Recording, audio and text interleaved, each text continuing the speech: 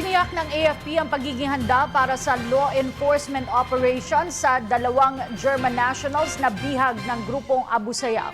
Ayon sa AFP, pangunahing misyon nila na tiyaking ligtas ang mga bihag. Si Waywaya Makalma, ating tagapagbalita.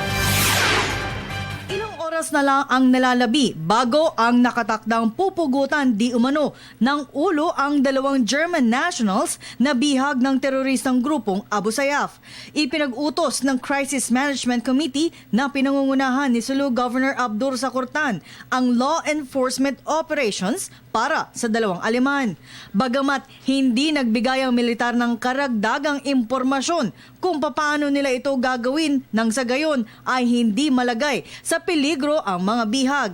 Ayon kay Lieutenant General John Bonafos, sa kabila ng banta ng grupo ay hindi sila patitinag sa mga hiling ng mga kidnappers. Hindi naman talaga tayo patitinag dito sa ganitong mga sitwasyon ng pagbabanta ng mga lawless elements at patuloy natin na i-implement ang ating kakayahan to establish peace and security in the area.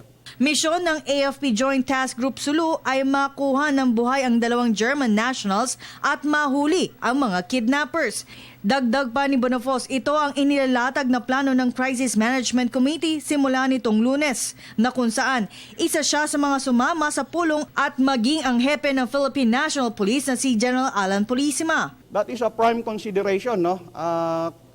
Isa yon sa pinag-iingatan nating mabuti na kung ano man ang ating ilo-launch na law enforcement activity ay isa yon sa magiging consideration ng ating tropa na dapat makuha natin ng ligtas itong ating mga naging hostage victims.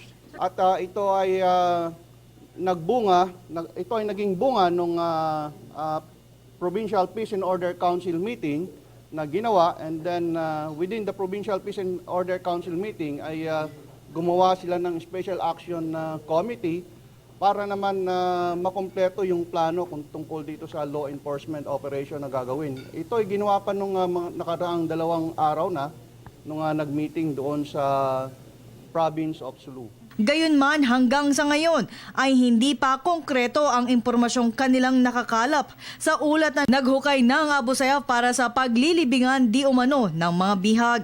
Ngunit ang AFP Intelligence Service ay nakumpirma na lehitimo ang videong kumakalat ngayon na ipinakitang buhay pa ang dalawang German nationals. Hiling na Abu Sayyaf sa pamahalaan ang higit 200 milyong piso kapalit ng paglaya ng mga bihag, at ang deadline ay sa October 17 alas 3 ng hapon. Kung hindi ay kanilang pupugutan ng ulo ang dalawang Aleman. Para sa Telebisyon ng Bayan, Waywaya Makalma.